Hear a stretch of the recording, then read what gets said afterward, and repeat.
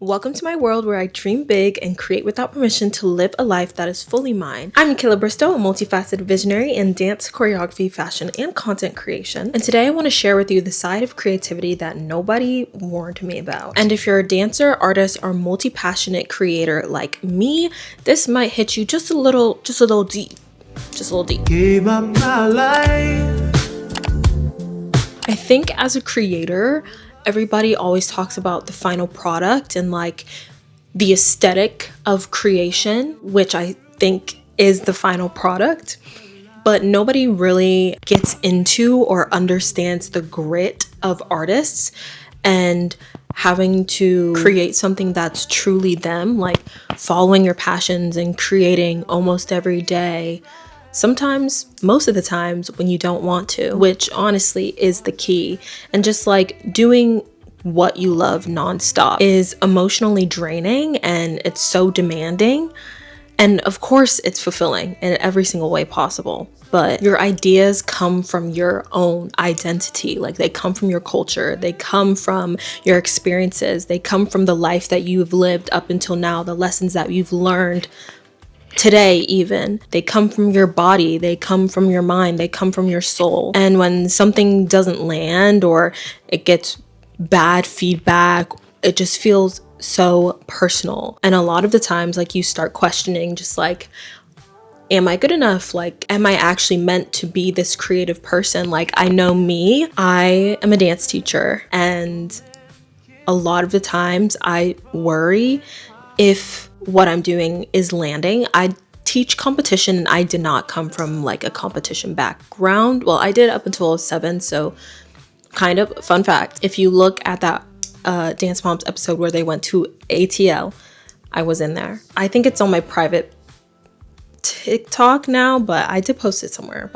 And I was also in this new season, of Dance Moms, a new era. I was in there, and you're never gonna hear the end of it, because who can say they've been on both versions of Dance Moms when they're young and when they're 22?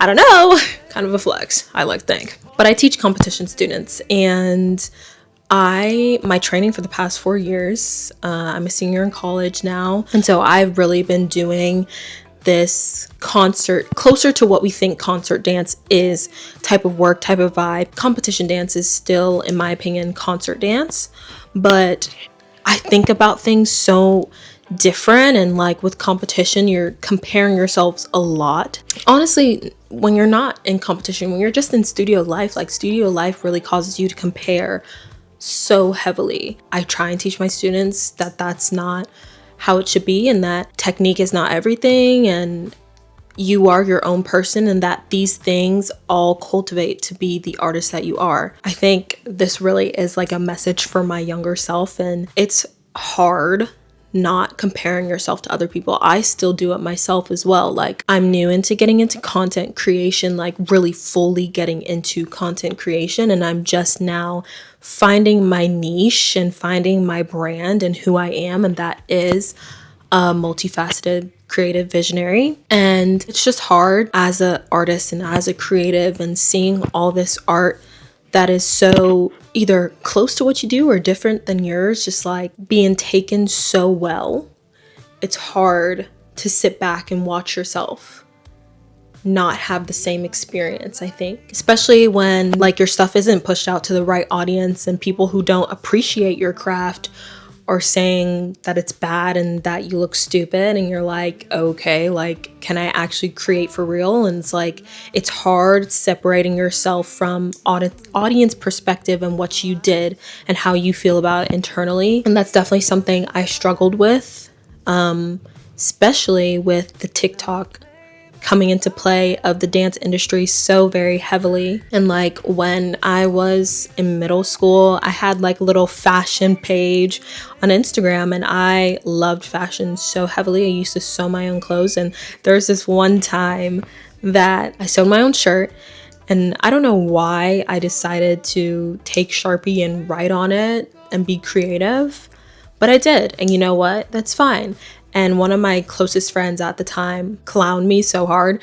And when I tell you, that put me off of fashion and sewing and doing all those things. And those things really do like hurt you, like, and they shape the outcome of your art. And sometimes that really makes people stop what they're doing, full stop, and deny that part of themselves to the world. And the truth is, like, creativity and creation and being a creative asks you to be so vulnerable in a world where there's so many outlooks and so many perspectives and so many things happening in this world, that being vulnerable is honestly so dangerous, and being authentic to who you are sometimes it sucks, especially being someone who's has a foot in so many outlets. Hello. With social media being such a big thing now, and lots of people want to be influencers, and you hear all of these opinions of you have to pick one thing, then you branch out, and you need to like keep doing the things that are getting the most traction. And sometimes that's not something that is authentic to you, and sometimes it does not feel good for you to make videos like that, but you do it anyways. I know when I was in high school, this was the time where like it was either these amazing turn videos and like high extensions and tricks going viral, and then TikTok dances. And TikTok dances really, I think that really, this is a topic on another day, but I think that it's just like made us so directionally challenged as dancers. And we're so frontward facing as choreographers as well. But that's a story for another day. If you want to have a conversation on that, we're going to have a conversation on that. When I was like a teenager, before I got into this collegiate space to where it really taught me to get out this headspace, like I felt like I had to do those things that were viral, and like I would try and post those types of videos and it wouldn't get traction, and it was freaking annoying. And I would try to post the TikTok dances and wouldn't get traction. It was freaking annoying. And all these little non-dancers doing it with no feeling and no passion and no energy just kept going viral, and it honestly pissed me off, and low-key does still piss me off because it does still happen. Especially, I love that TikTok is the dance TikTok side. We're getting back to dance. But we're still seeing that to where people that are non-dancers doing these things they're just going viral for having like no energy at all. And that's also a story for another day. Like, why are we so afraid to give energy and be seen trying? Like, I can't go into it. I think, like I was saying about being someone who's multi-passionate, like people love to just put you in a box, and they love to know exactly who you are. This is why stereotypes exist. This is why people are categorized where they're categorized, and people are prototypes. People just like have certain expectations of what you can be. You can only be a fashion girl. You can only do makeup. You can only do this, that, the third. And that genuinely like pisses me off as someone who tried to just be all about dance. And I love dance. Like, that is where my heart is. That is one of my biggest things. Love dancing, and I love choreographing and being a dance teacher.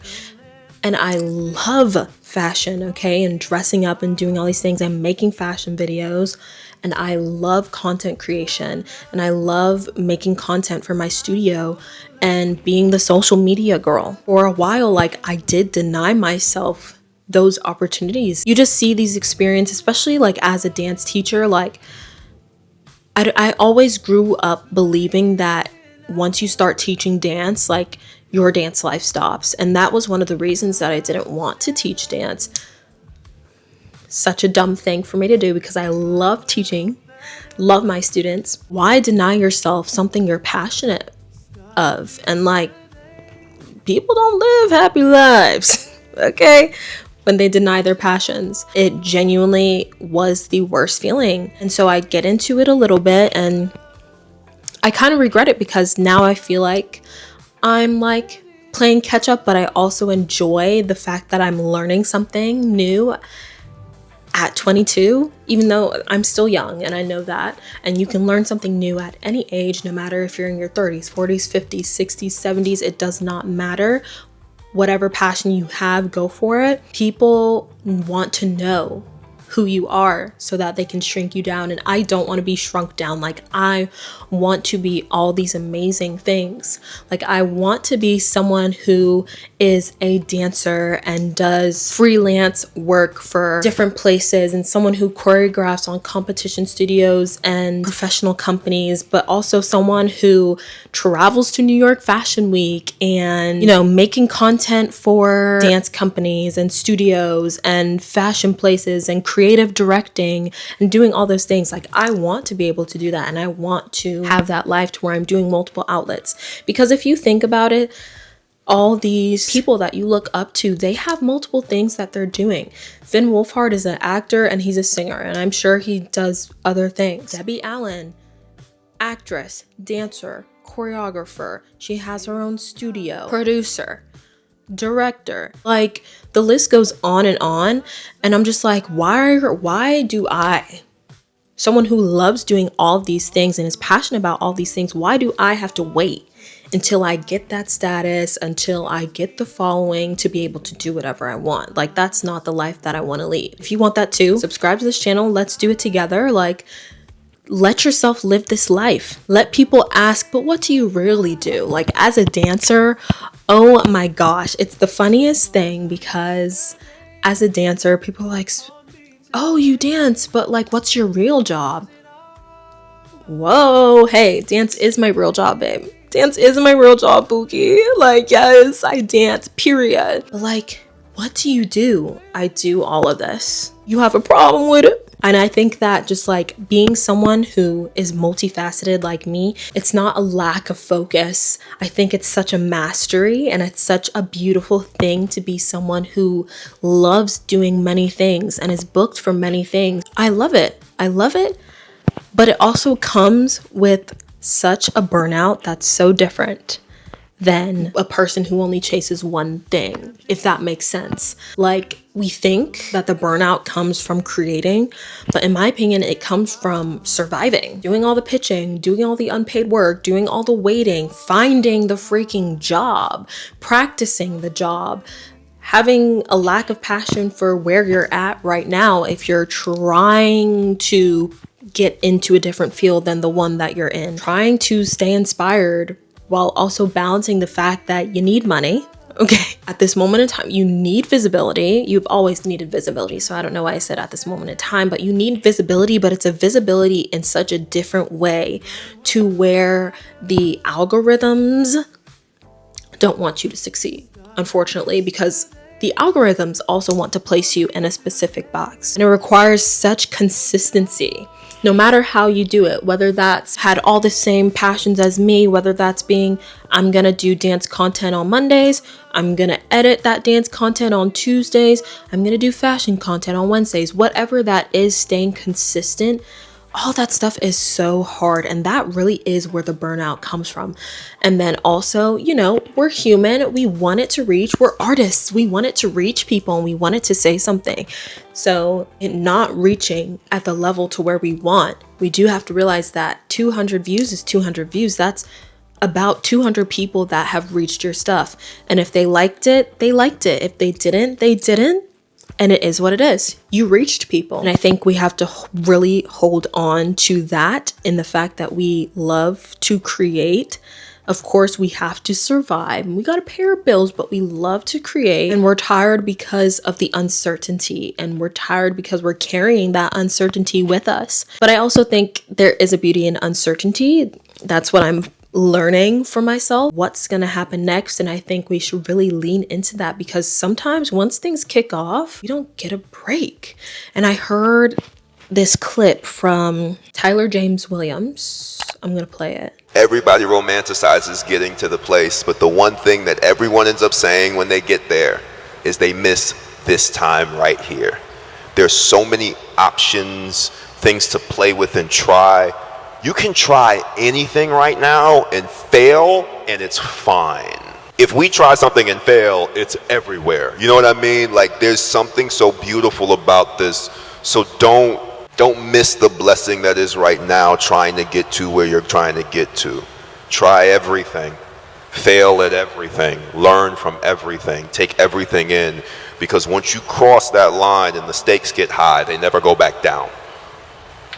So enjoy this time if you can. I heard that and it really just stuck with me, and I hope it sticks with you. And I also think another thing that I think I'm struggling with it kind of a bit, because I love all of my passions, but I don't necessarily love the industry. Dance, I love dance, and I love that people can get booked off of social media and do all these things because they have a viral video. Like, I love that. And because of the comp scene and their convention scene, and they're being seen by so many different working artists, I love that. But also, like, why do I need 10K followers to be booked in your freaking movie? Like, why do I need 2K followers to be like booked on a freaking musical? Like, that stuff kind of frustrates me. And it's like, people of lesser talents, because let's be honest, there are people in the dance industry, there's people in every industry that just have the following, have the connections, but they don't actually have the talent. It happens everywhere. And it sucks that we place so much value on follower count that we overlook the people that haven't had that success, where the algorithm is holding them back, or maybe they just don't like posting a lot and consistently on Instagram or TikTok or YouTube. They're amazing and they have this passion and they have this talent that is just shines so brightly, but you pass them over for someone with a higher amount of followers. But that's the industry that I'm in. And if I ever get to a position to where I'm booking people, I hope that I can be the one to change that. And I hope that we get people that want to change that, that are in booking positions. But as of right now, this is what I hear. This is what has been happening. And that is what it is. And that is the industry. But I love to dance and I love it. And I love sharing my passion and talent with people. I love the online fashion industry and content creation and stuff. But I hate the fact that people gatekeep. Honestly, gatekeeping happens in the dance industry as well. Like, there's just so much gatekeeping, and I feel like people don't realize there's a space for everyone in any industry. And the people that are going to follow you, the people that are going to react to you, the people that are going to be your customers are going to be your customers. And they might also be their customers, or they might be their customers and not yours. And I think we just need to be okay with that. But we're chasing so much of this like need. I don't know what we're chasing. I don't know. But gatekeeping, I hate that. I hate it. And I've had to make so many mistakes because of it. And the fact that we don't want to, people who are in positions of higher power don't want to help out people up and coming, this talented generation, that makes me so upset. Like, I've had to make so many mistakes. I've had to accidentally burn bridges because some things that I've offered or emailed in a way that was not as professional as I thought it was, like, or emailed in a way that was too professional and not enough being a person, or like just not saying something as simple as like, I would love to get on a call with you, and just being overlooked by something like that because I didn't have the resources to understand that that is a thing. Like, I went on ChatGPT. I'd be asking Chat some of these questions, and it's crazy to do that because I want someone with that knowledge to be able to help me, but we're gatekeeping so bad and it makes no sense. Thank you, God, that He's put people in my life that will help me and allow me to do that. Even my friends, like being dance teachers and being a dance teacher longer than me, like I get so much knowledge from them and people that I know. But then I think also like having access to that many people and seeing what they did, or even not having enough access, is like you only see one side and you see what they did, or you see too many sides and now you have to dwindle it down to what's best for you.